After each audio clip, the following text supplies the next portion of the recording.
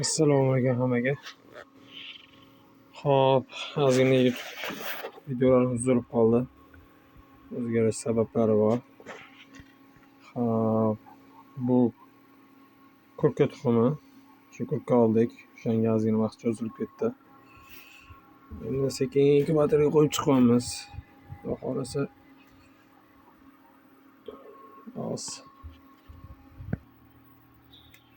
Hop, inkubatorda qo'yishdan oldin quruq lattaga artib chiqish kerak tuxumni. Shuni artib inkubatorga qo'yaveramiz. Nam lattada artish kerak emas. Hammasini endi sizlar bilan boshqaramiz-da. Yo'l-yo'rini o'rganamiz. Ham bu dalil bo'ladi. Shu narsa ham isbot. Ertaga shu narsani ko'paytirib tirikchilikda endi. Artganimizni mana shunaqa sekin etap-etap qo'yib chiqaramiz.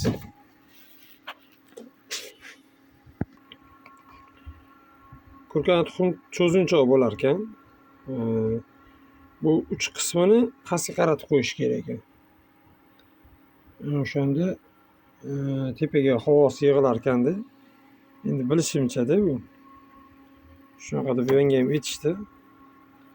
O'zimiz sekin bitta artib qo'yamiz. Xo'p, bu tuxumimiz qanaqa bo'ldi ozgina.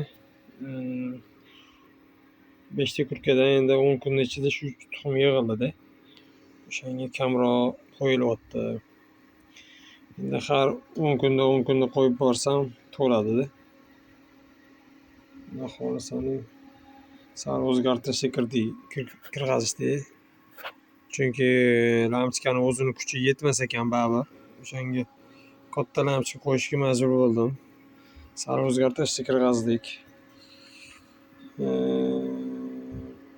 Motori yo'qmi deb so'raganlar ekan. Mana motori bor. O'zi aylantiradi. Soati ham bor. Hozir bu yerda yaxshi qilmayapti. Soat ham qo'yilgan, hozir o'chirib qo'yganman. Endi sekin terib oldim-da tuxumni. Endi sekin yoqib aylantirib 2 soatda o'zi aylantiradigan qilyapti. Shuncha ishlangan datchiklar qo'yildi. Suv gradusini qani ko'ramiz. Bismillah, xudo xolasa.